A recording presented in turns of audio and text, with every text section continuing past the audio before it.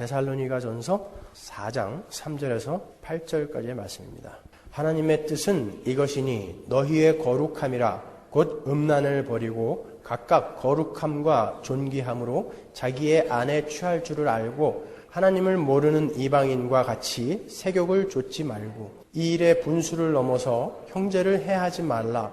이는 우리가 너희에게 미리 말하고 증거한 것 같이 이 모든 일에 주께서 신원하여 주심이니라. 하나님이 우리를 부르심은 부정케 하심이 아니요 거룩케 하심이니 그러므로 저버리는 자는 사람을 저버림이 아니요 너희에게 그의 성령을 주신 하나님을 저버림이니라. 아멘. 오늘 교회론 네 번째 시간입니다. 교회의 본무라고 제목이 되어 있죠. 본무라는 것은 본연의 임무라는 뜻입니다. 교회는 과연 무엇을 하는 공동체인가? 교회는 과연 무엇을 하면서 이 땅을 살아내야 하는가에 대해서 한번 살펴보려고 합니다. 우리가 지난 시간에 교회는 세상에 속한 것이 아니다라는 것을 살펴봤습니다. 교회는 하늘에 속한 것이다. 예수님께서 직접 그렇게 말씀해놓고 올라가신 것을 확인했습니다. 그래서 우리도 하늘에 속한 자들답게 하늘의 것을 추구하는 자가 되어야 한다라는 결론을 맺었죠. 그러면 하늘의 것을 추구한다는 것은 과연 무엇인가? 굉장히 막연하잖아요. 즉, 이 땅에서의 교회의 본무, 교회의 임무는 무엇인가에 대해서 오늘 살펴보도록 하겠습니다. 자, 먼저 우리가 너무나 잘 아는 창조의 목적부터 복습을 하고 넘어가도록 하겠습니다. 우리 교회로는 지금 7개월, 거의 8개월간 우리가 함께 공부한 교리의 총 복습이에요. 그러니까 여러분 잘 새겨 들으셔야 됩니다. 자, 이 우주가 창조되기 전에는 무엇이 있었습니까? 창조의 목적하면 떠오르는 그림이 있죠? 저하고 함께 성경 공부하신 분들은 엽기 있잖아요. 엽기. 이 바를 인간의 역사, 우주의 역사라고 한다면 이 우주가 창조되기 전에는 뭐가 있었을까요? 하나님 나라가 있었죠. 하나님, 삼위 하나님, 성부, 성자, 성령 하나님이 그 충만한 기쁨과 안식과 거룩과 복락을 누리시던 그런 하나님의 나라가 있었습니다. 그러면 언젠가 이 우주가 불타 없어질 텐데 그러면 이 우주의 역사가 끝난 이후에 여기에는 뭐가 있을까요? 역시 하나님의 나라가 있죠. 이 하나님의 나라는 근데 이 창조 전의 하나님 나라와 사뭇 다른 게 있습니다. 뭐가 다를까요? 하나님의 백성들이 들어가 있다고요. 여기는 삼위 하나님만 계신데 이 우주의 종말 이후에 그 하나님 나라에는 하나님의 백성들이 들어가 있게 되는 것입니다. 하나님께서 영원 전부터 하나님 나라에서 그 충만한 거룩과 기쁨과 안식 속에 존재하셨습니다. 그런데 그 충만한 거룩과 기쁨과 안식과 복락을 어떤 한 무리하고 공유를 하고 싶으셨다고요, 우리 하나님이. 그러니까 하나님은 하나님의 백성들에게 하나님께서 누리시는 모든 것을 함께 누리게 해주시고 싶으셨어요. 그런데 전지전능하시고 무소부재하신 그 하나님이 시간과 공간의 구애를 받지 않으시는 그분이 시간과 공간의 제한이 없는 그곳에서 무엇을 목적하고 계획하셨다라는 것은 이루어진 것이다, 아니다. 이루어진 것이죠. 그러니까 하나님 나라는 이미 이루어진 거란 말이에요. 그런데 그 능력의 하나님, omnipotence, omniscience, omnipresence의 그 하나님께서 그냥 하나님의 백성들을 뿅 하고 여기로 딱 옮기시면 되는데 왜 굳이 이 우주, 이 인간의 역사를 왜 만들어 놓으셨냔 말이에요. 왜 시간이라는 것을 창조해서 우리 인간을 그 시간을 살아가게 만드시냐 말이죠. 그 목적이 무엇일까요? 다 하나죠. 이 하나님의 백성을 이 우주의 역사, 인류의 역사, 교회의 이 역사를 통해서 하나님의 백성을 하나님의 백성답게 만들어가기 위해서 이 역사는 존재하는 거라고요. 그러니까 우리가 출애굽 사건에서도 민수기에서 사람의 머릿수를 세지 않습니까? 출애굽한 백성들의 머릿수를 세니까 60만 명이었어요. 장정만. 그래서 민수기는 머리를 세었다 그래서 민수기예요. Numbers. 광야에서 이 옛사람들 60만 명, 장정만 60만 명이니까 거의 200만 명이 다 죽었죠. 다 죽고 나중에 민수기 말미에서 인원수를 가나안에 들어가는 인원수를 세니까 몇 명이었어요? 정확히 또 60만 명이었단 말이에요. 그게 무슨 얘기냐면 우리는 광야 같은 이 인생에서 반드시 옛사람이 한번 죽고 새 사람으로 만들어져서 가나안에 들어가야 한다는 것을 보여주는 거라고요. 그러니까 교회는 바로 여러분은 이 땅에서 해야 할 유일한 것이 딱 하나 있는데 하나님의 백성답게 만들어져 가는 거예요. 이 땅에서 여러분들이 무슨 어마어마한 수천만 불 들여서 예배당 지으라고 하나님이 이 땅에 보내신 거 아니고, 이 땅에서 여러분 보고 무슨 전도해라, 선교해라 보내신 거 아니에요. 그거는 2차적인 문제이고, 1차적인 것은 여러분 교회 각자가 하나님의 백성의 그 백성다움, 그 거룩을 향해서 이 땅에서 계속해서 전진해야 되는 거예요. 우리의 거룩을 만들어가는 곳이 바로 우리의 인생이며 역사라는 것입니다. 뻘거벗은 아담과 하와를 계시록 21장 22장에 그 의의 흰옷을 입은 하나님의 백성으로 어떻게 만들어 가시는가가 바로 성경이란 말이에요. 하나님의 목적은 뻘거벗은 아담과 하와를 에덴 동산에서 영원 무궁토록 살게 해주시려고 했던 게 아니라 그에게 선악과를 주셨다는 것은 이 선악과를 통과하면 의의 흰옷을 입을 수가 있었어요. 뻘거벗고 사는 게 아니라. 그런데 여기에서 실패했잖아요. 그래서 하나님이 어떻게 그 흰옷을 입히시는가가 성경의 내용이란 말이에요. 그러니까 하나님은 계시록 21장 22장에 이 목표를 두시고 뻘거벗은 아담과 하와로부터 시작을 해 나가신 거예요. 뻘거벗은 아담과 하와가 선악과를 먹는 바람에 하나님의 목표가, 하나님의 계획이 무산이 돼가지고 또 다른 방법을 만들어내시고 또 다른 방법을 만들어내시고 해서 의의 흰옷을 입히는 게 아니라 목표는 여기였단 말이에요. 여기였는데 하나님이 지금 뻘거벗은 아담과 하와가 어떻게 의의 흰옷을 입게 되는가를 보여주는 게 성경이고, 여러분은 바로 그 삶을 살아내야 하는 게 교회의 임무라고요. 그러니까 하나님의 백성들, 교회는 이 땅에서 무슨 업적 쌓는 게 아니라 하나님의 거룩한 백성으로 지어져 가기만 하면 되는 것입니다. 골로새서 1장 21절로 갑니다. 전에 악한 행실로 멀리 떠나 마음으로 원수가 되었던 너희를 이제는 그의 육체의 죽음으로 말미암아, 예수께서 죽으심으로 말미암아 무엇이 되었죠? 화목해 하사, 하나님과 화목해 되어서 너희를 거룩하고 흠없고 책망할 것이 없는 자로 그 앞에, 하나님 앞에 세우고자 하셨으니, 그게 하나님의 목적이라고요. 우리가 이 땅에서 해야 할 일은 그 거룩한 자로 지어져 가는 거예요. 돈이 있으면 있는 대로, 없으면 없는 대로, 그것이 우리의 거룩의 방법이 되는 거예요. 거룩을 만들어가는 수단이 되는 거라고요.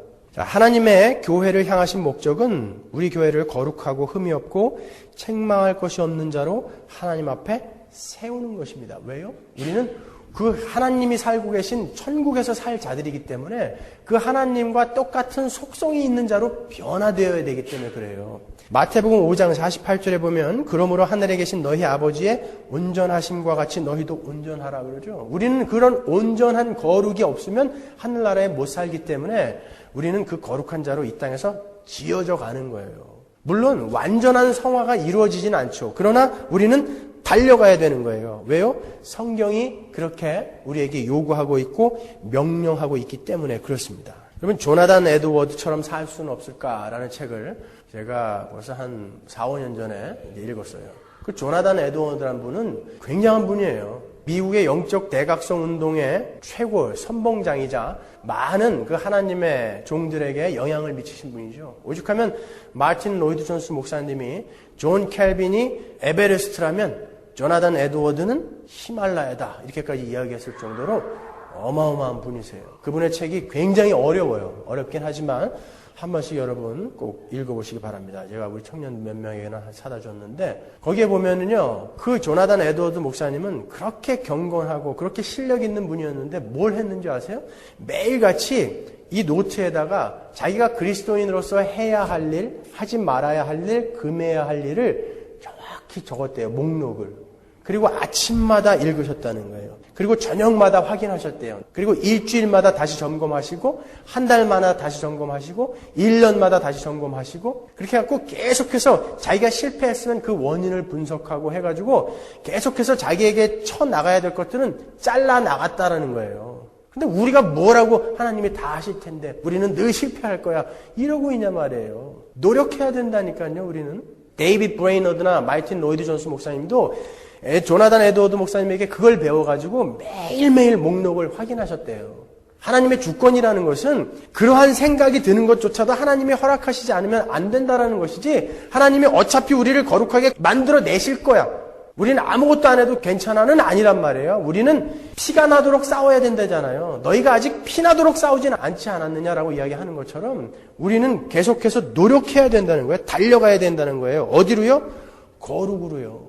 결국 우리는 하나님께서 요구하시는 그 수준까지 가게 될 거라고요. 에베소서 4장 13절에 보시면 우리가 다 하나님의 아들을 믿는 것과 아는 일에 하나가 되어 온전한 사람을 이루어 그리스도의 장성한 분량에 충만한 데까지 이르리니, 당연히 이를 거란 말이에요. 거기까지. 당연히 이를 거지만 우리에게는 책임과 의무가 있는 거예요. 달려가야 되는 거예요. 이 목표를 향해서. 우리는 예수를 믿으면 금방 성인이 될 거라는 그런 착각을 한다고요. 사도 바울이 고린도 교회에게 편지를 보낼 때 그들을 가르쳐서 신자다, 성도다라는 말을 쓰는 것을 서슴지 않습니다.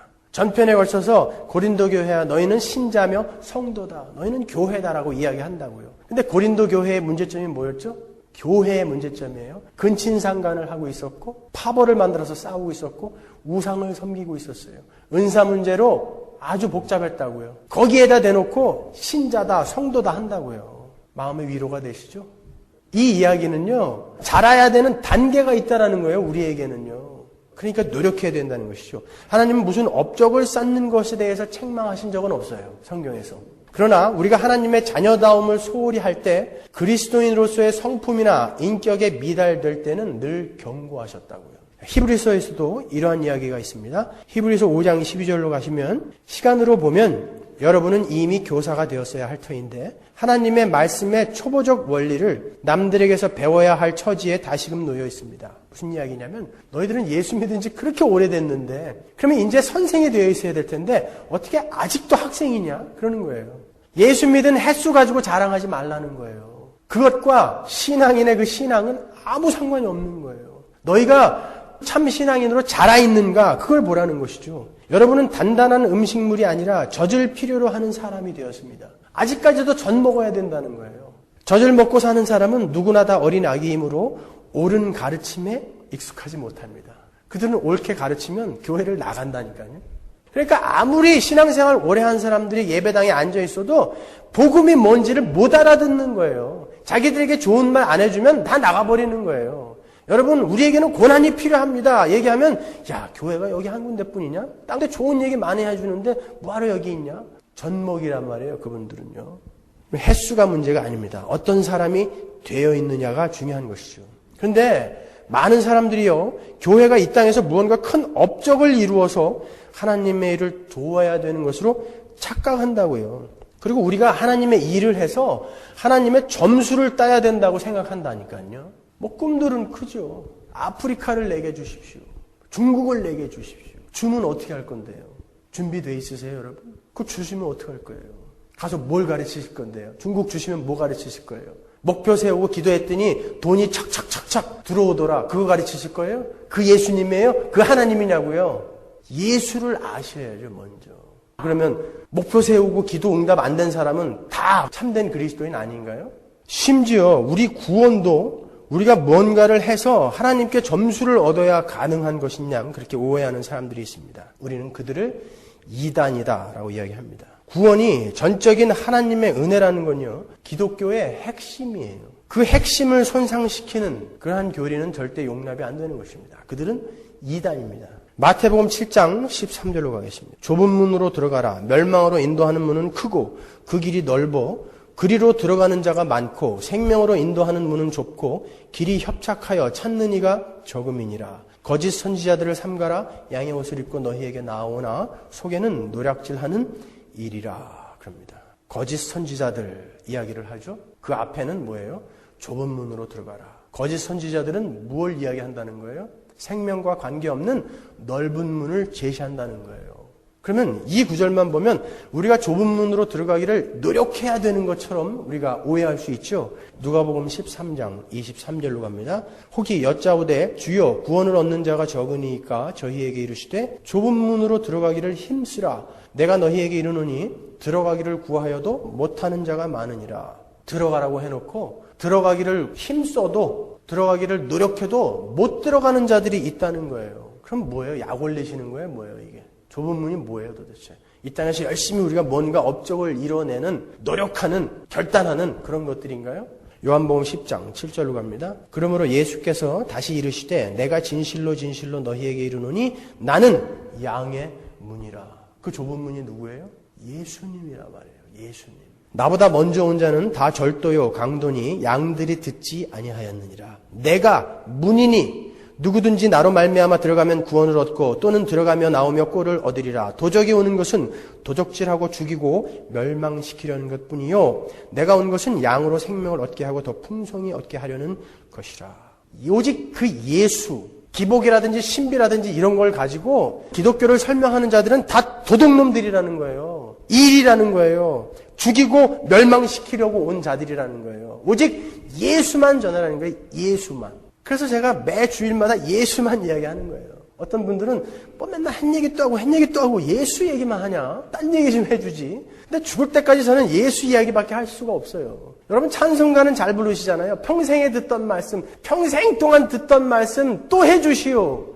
그렇게 찬송은 하시지 않습니까? 내가 이미 다 아는 것 같은 그 얘기 또 해주시오라고 찬송하시지 않아요? 우리가 이따 찬송할 건데 그거. 예수 이야기는 듣고 또 들어도 감동스러운 게 그 예수 이야기예요. 정말 여러분이 예수에 대해서 다 아시기 때문에 그렇게 이야기하시는 거예요.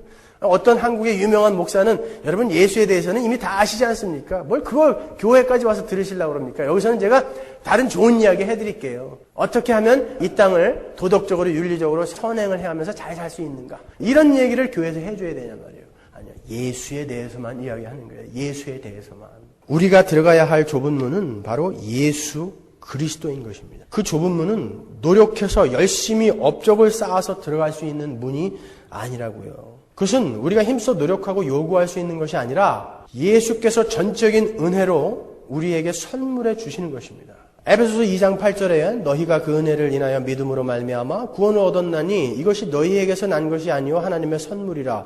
행위에서 난 것이 아니니 이는 누구든지 자랑치 못하게 함이니라 라고 정확하게 이야기하고 있지 않습니까? 성경이요. 우리가 어디서부터 착각을 하냐면 우리는 뭔가 다른 사람들하고 달라서 구원을 받은 거라고 생각해요. 그래서 우리는 이미 구원을 얻을 만한 실력이 있는 사람이기 때문에 이제 뭔가 하나님을 위해서 일을 해야 된다고 생각한다니까요. 우리는 뭔가 달라서 구원을 받은 것이 아니라 다른 죄인들과 똑같았는데 똑같이 죄인이었는데 우리가 이해할 수 없는 그런 은혜가 우리를 뚫고 들어와서 우리를 구원해 내신 거라고요. 그래서 우리는 구원받은 죄인으로서 거룩을 향해서 이제 달려가야 되는 거예요. 구원을 받았기 때문에. 그 거룩을 향해서 가는 것이 우리의 일이라고요. 여기에서 뭔가 여러분이 하나님을 돕겠다라는 생각을 이제는 다 버리시라고요. 그러면 아무 일도 하지 말란 말입니까? 그건 아니에요. 계속 한번 들어보세요. 교회는 거룩하기 때문에 불러낸 것이 아니라 거룩하게 만들기 위해서 불러낸 거예요. 이스라엘 사람들이 착각한 게 뭐냐면 지금도 착각하는 게 뭐냐면 자기들은 뭔가 다른 의인이었기 때문에 애굽에서 건져냈다라고 생각하고 있어요. 그렇기 때문에 예수님이 오셨을 때 그들이 이해를 못한 거예요. 아니 우리는 의인이고 율법을 지키는 의인이고 저들은 죄인인데 예수님이 죄인을 위해서 왔다라고 하니까 이해가 안 가는 거예요. 똑같은 죄인이었어요. 하나님은요 애굽을 사용해서 교회를 설명할 수도 있었어요. 하나님은 아수르를 들어서도 교회를 설명할 수도 있었어요. 이스라엘은 그걸 놓친 거예요.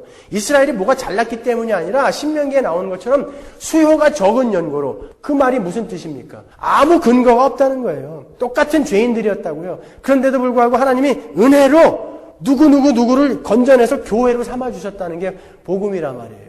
그래서 그들을 거룩하게 만들어서 가나안에 데리고 들어가는 거예요. 그래서 광야에서 계속 패시는 거예요. 그들이 우상을 섬기고 하나님을 시험하고 할 때마다 하나님이 몇만 명씩 죽여버리죠. 그것이 바로 우리의 삶에서 천국에서는 전혀 필요 없는 그러한 못된 습성, 악한 성품 이런 것들이 나올 때마다 하나님이 계속 치신다는 거예요. 우리도 바로 그런 unconditional election, 우리를 불러내셔가지고 거룩하게 하나님이 만들어서 하나님 나라에 데리고 들어가기 위해서 우리를 이 시간에 역사에다가 던져 넣으신 거예요. 그러니까 우리가 해야 할 일은 이 땅에서 옛사람을 죽이는 거, 하나님 나라에서 필요 없는 것들을 다 깨부셔 없애버리는 거, 그게 유일한 교회의 본무라고요. 거룩한 자들을 끌어냈으면 왜 제일 처음 하나님이 시내산으로 데리고 갔겠냐고요. 시내산에서 율법을 주셨죠. 뭐예요? 너희들은 이제 내가 건져냈으니까 이제 거룩한 자가 되어라. 율법을 지키는 자들이 되어라라고 시내산으로 먼저 데리고 가셨다고요. 그들이 의인이었으면 뭐하러 그런 율법을 주십니까? 거기에서. 마찬가지예요. 여러분들도 이제 하나님이 이렇게 살아라라고 여기에서 그렇게 누누이 이야기해놓은 그 방법대로 살아내셔야 되는 거예요. 안 그러면 직사에 두들겨 맞는 거예요. 이스라엘처럼. 전염병으로, 적들의 공격으로 이스라엘이 계속 두들겨 맞죠. 왜요? 그들에게서 잘라내야 할 것들을 다 잘라내버리고 심지어는 다 죽여버리고 새로 만들어서 들어가신단 말이에요. 가나안에. 그러니까 우리는 여기에서 그 거룩을 향해서 달려가는 거예요. 우리는 어떤 마음으로 신앙생활을 하냐면요. 우리가 하나님을 도와서 하나님 나라를 완성해야 된다고 그렇게 생각을 해요. 마치 우리가 움직이지 않으면 하나님의 손발이 묶일 것 같은 그런 생각을 한다고요. 그런 행위는 하나님의 분노만 격발케 한다는 것을 우리가 성경에서 누누이 확인하잖아요. 그럼에도 불구하고 그런다니까요. 그게 바로 인간의 죄 때문에 그래요. 인간의 죄가 뭡니까?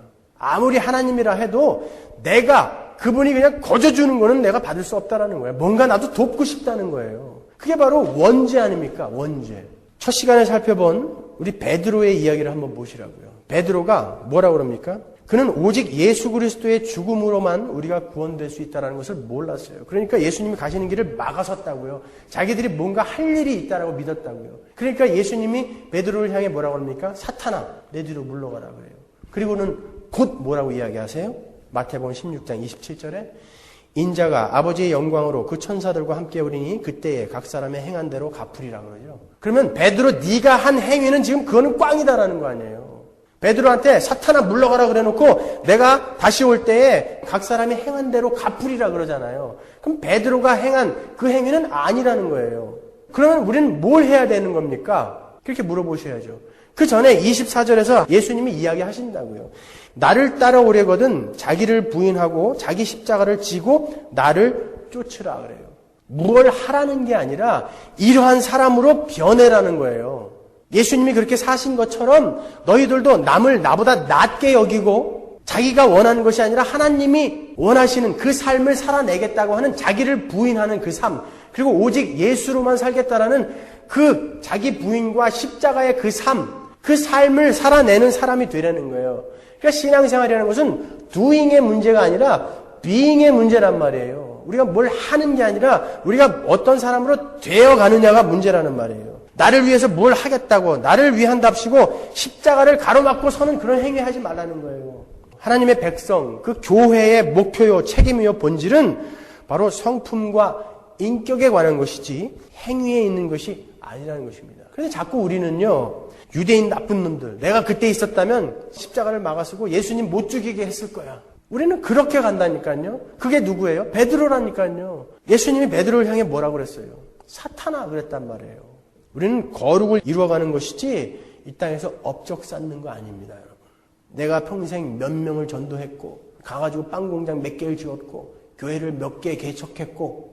마태복음 7장 21절에 보세요. 나더러 주여 주여 하는 자마다 천국에 다 들어갈 것이 아니요 다만 하늘에 계신 내 아버지의 뜻대로 행하는 자라야 들어가리라. 그날에 많은 사람이 나더러 이르되 주여 주여 우리가 주의 이름으로 선지자 노릇하며 주의 이름으로 귀신을 쫓아내며 주의 이름으로 많은 권능을 행치 아니하였나이까 하리니 그때 내가 저희에게 밝히 말하되 내가 너희를 도무지 알지 못하니 불법을 행하는 자들아 내게서 떠나가라 하리라. 우리가 행해야 하는 것은 아버지의 뜻대로 행해야 하는 것이지 선지자 노릇하고 귀신 쫓아내고 수많은 권능을 행한 것, 그것은 교회의 본질이 아니라는 거예요. 그것을 한 사람도 지옥에 가더라는 것이죠. 그게 본질이 아니라 너희가 어떤 사람이 되어 있느냐가 중요한 거예요. 교회의 본질은 자기를 부인하고 십자가를 지는 삶을 살아내느냐 못하느냐, 거기에서 찾아내야 되는 것입니다. 그리고 24절부터 뭐가 나옵니까? 연결해서 반석 위에 지은 집과 모래 위에 지은 집이 나오잖아요. 둘 다 집은 지었지 않습니까? 오히려 모래 위에 지은 집은 더 멋있을지 몰라요. 반석에다가는 집을 짓기가 힘들죠. 기초를 하기도 힘들고. 모래 위에는 수월하게 지을 수 있죠. 휘황찬란하게 지을 수 있죠. 둘 다 집은 지었는데 나중에 심판때가 되니까 모래 위에 지은 집은 날아가 버리더라는 거예요. 그건 뭐예요? 이 땅에서 너희들이 무슨 행위를 하느냐가 중요한 것이 아니라 무엇을 근거로 그 행위를 했느냐가 중요하다는 거예요. 우리가 그 예수를 바로 알고 그 예수님의 그 은혜가 너무나 감사해서 도대체 가만히 있을 수가 없어서 한 행위와 뭐 사람들에게 한번 뻐겨보려고 한 행위들은 완전히 그 갈 길이 이렇게 다른 것입니다. 빌립보서 2장 1절로 갑니다. 그러므로 그리스도 안에 있는 무슨 권면이나 사랑에 무슨 위로나 성령에 무슨 교제나 긍휼이나 자비가 있거든 마음을 같이하여 같은 사랑을 가지고 뜻을 합하며 한 마음을 품어 아무 일에든지 다툼이나 허영으로 하지 말고 오직 겸손한 마음으로 각각 자기보다 남을 낮게 여기고 각각 자기 일을 돌아볼 뿐더러 또한 각각 다른 사람들의 일을 돌아보아 나의 기쁨을 충만케 하라. 그리고 5절부터 잘 보세요. 너희 안에 이 마음을 품으라. 곧 그리스도 예수의 마음이니 그는 근본 하나님의 본체시나 하나님과 동등됨을 취할 것으로 여기지 아니하시고 오히려 자기를 비워 종의 형체를 가져 사람들과 같이 되었고 사람의 모양으로 나타나셨음에 자기를 낮추시고 죽기까지 복종하셨으니 곧 십자가에 죽으심이라. 이 말씀 5절부터의 내용은 너희가 어떤 일을 할 때 예수님의 마음으로 하라는 거예요. 겸손하는 거예요. 죽기까지 자기를 낮추시고 복종하신 그 예수의 마음으로 겸손히 그 일을 하라는 거예요. 근데 그 일이 어떤 일이냐 하면은 사랑하고 긍휼하고 권면하고 교제하고 자비 베풀 때에 너희는 조심하라는 거예요. 그러한 일을 할 때에 너희들이 이 예수의 마음으로 하지 않으면 너희는 주여 주여 한다 할지라도 이 불법을 행하는 자들아 지옥으로 떨어져라 라는 말밖에 못 듣는다는 거예요. 그러니까 사랑이나 권면이나 위로나 이런 행위가 중요한 것이 아니라 여러분이 무엇을 근거로 그 일을 하느냐가 중요하다는 것입니다. 여러분. 그런 일들을 자랑삼아 하는 사람들도 얼마든지 있어요. 남을 도울 때 일부러 사람 많은 데서 그냥 떠벌리면서 도와준다든지 말이죠. 왜 자랑하죠? 사람들은 무슨 뭐 명품이다, 좋은 차다, 좋은 집이다. 왜 그런 걸로 자랑하죠? 자기 안에 내면적인 자랑할 거리가 하나도 없으니까 그런 걸로 포장하는 거예요. 그 자랑하는 거예요, 여러분. 정말 다른 사람들이 보기에도 안에서 충만한 무언가가 이렇게 흘러나오는 사람들은 그런 걸로 자랑하지 않아요. 사람들은 다른 사람에게 관심 없어요. 우리가 아무리 좋은 것 갖고 자랑한다 할지라도 금방 그 사람은 자기 손톱 밑에 가시에 관심 두게 돼 있지 그 사람이 뭘 갖고 있는가 절대 끝까지 부러워하지 않는다니까요. 오히려 뒤에 가서 시기하고 질투하고 욕이나 하지 않으면 모를까? 야, 고리배웠지. 지가 뭐 살면 얼마나 산다고 저런 걸 갖고 다니냐. 욕이나 하지요. 끝까지 안 부러워해요. 그러면 뭘 하시는 거예요? 그거 갖고. 1,500불, 2,000불짜리 백 들고 다니면 사람들이 뭐 굉장히 대단하게 봐줄 것 같냐고요. 예수로 만들어진 성품과 인격을 자랑하셔요. 그리스도인인데요, 우리는. 사도행전의 스데반의 죽음을 한번 보세요. 그는 성경이 뭐라고 묘사를 하냐면 성령이 충만하고 얼굴이 천사 같았다고 그래요. 그런데 뭐 했죠? 마지막에 딱 한마디 하고 죽었어요. 하나님, 저들을 용서하십시오. 자기를 돌로 찍는 자들을 향해서 하나님, 저들을 용서하십시오. 누가 한 거예요? 그 말은. 예수님이 하신 말씀 아니에요. 아니, 얼굴에 성령이 넘치고 얼굴이 천사 같았으면 뭔가 하나님이 일을 좀 많이 시킬 수도 있었잖아요. 아니, 성령 충만하고 천사 같은 모습 왜 저한테는 안 줘요? 지금 열심히 일할 텐데. 왜 그 사람한테 줘가지고 죽이냐고요, 거기서. 중요한 것은 하나님이 뭔가 일을 많이 시키려고 하시는 게 아니라 지금 스데반이 어떤 사람으로 변해서 죽느냐를 보라는 거예요. 예수 그리스도와 같은 그러한 마음으로 되어서 이 사람이 지금 죽고 있다. 내가 그를 보좌 우편에 서서 지켜보고 있다라는 거예요. 너희들은 그거 본받으라는 거예요. 스데반이 죽으면서 야, 폼나지? 난 이렇게 이야기할 수 있는 거야. 하나님, 저들을 용서해 주십시오. 나 이 정도 사람이다? 그랬을까요? 죽음 앞에서는 모든 인간이 진실해지게 돼 있어요. 제가 예전에 우리 청년들하고 빅베어에 한번 올라왔는데 죽을 뻔했어요. 이 키드니 스톤인데 이렇게 내려오는데 제가 그때 뭘 하려고 그러는 찰나에 그렇게 고통이 왔냐면 그때 함께 올라갔던 친구들 중에 우리 청년들이 아주 사랑하는 친구가 한 명 있었어요. 근데 그 친구가 아직 예수를 안 믿고 있었다고요. 그래서 제가 저녁을 먹고 다 모아놓고 복음을 전하려고 그랬다고요. 근데 갑자기 옆구리가 아파오기 시작하는데 제가 그때 열흘 금식하고 한 30파운드 빠졌을 때였다고요. 뭔가 지금 내 안에 잘못됐나 보다. 그래서 제가 아는 의사한테 전화를 했어요. 거기서. 전화했더니 목사님 열흘 동안 뭐 드셨어요? 물만 먹었죠? 그러면 안 된다니까요. 어디냐? 그래서 옆구리하고 앞에 뒤가 다 아프다 했더니 거기 간이래요. 그 정도 통증이 오면 이제 가망이 없는 거래요. 저한테. 그래서 전화를 내려놓고 이제 죽었구나. 그래서 내려가는데 점점 더 아파요. 당해본 분 아시죠? 얼마나 아픈지. 곧 죽을 것 같아요. 아무것도 먹은 게 없는데 계속 토할 것 같고 이제는 말이 안 나와요. 숨이 안 쉬어지고. 그래갖고 911을 불렀다니까요. 근데 죽기 전에 내가 뭘 해야 돼? 내가 밥 먹고 해야 될 일이 있었잖아요. 복음을 전해서 저 친구가 지옥 가면 안 되는데. 그래갖고 제가 억지로 입을 열어갖고 제가 그 데모하다가 끌려가갖고 온몸이 새카맣게 고문당할 때도 악소리 한 번 안 질렀던 사람이에요. 제가 그렇게 독한 사람이라고요. 근데 내 의지와 상관없이 눈물이 막 우리 청년들이 다 보고 있었는데 막 울었다니까요. 아파가지고. 그래갖고 제가 야 마지막으로 권수호라고 그래. 그래가지고 제가 복음을 전하려고 했던 친구였어요. 그리고 딱 한마디 했어요. 권수야 예수 믿어야 돼. 제 진심이었다고요. 저기 와 앉아있잖아요. 저 머리 크네. 사람은 죽음 앞에서 무슨 호기 부리고 그렇게 안 된다니까요.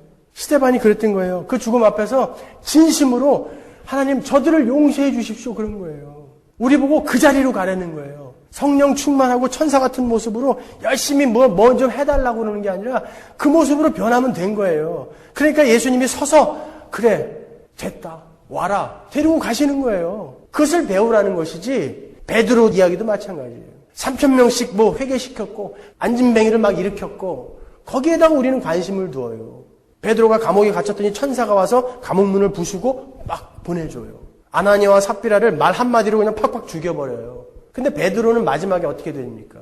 감옥에 끌려가는데 실컷 두들겨 맞고 나와요. 왜 하나님이 거기서는 그 베드로를 때리는 사람의 손모가지를 똑 부러뜨리지 않았을까요? 왜 또 천사를 보내가지고 그 감옥 문을 부셔주지 않았을까요? 그때는 베드로가 그때는 실력자가 되어 있었기 때문에 그래요.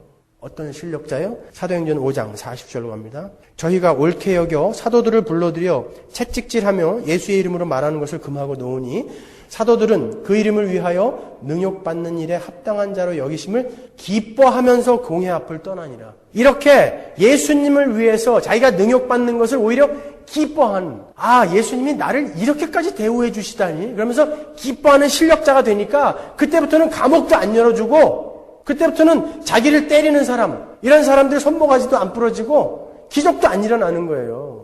처음에 우리가 젖먹이 때는 기도의 응답도 잘 이루어지고 한다고요. 그러나 우리가 점점 거룩을 향해 실력자가 되어가면 갈수록 하나님은 우리 스스로 이겨내기를 원하신다니까요. 베드로나 스데반의 삶에서 성경이 이야기하는 건 바로 그거라고요. 너희들이 어떤 사람이 되어 있느냐.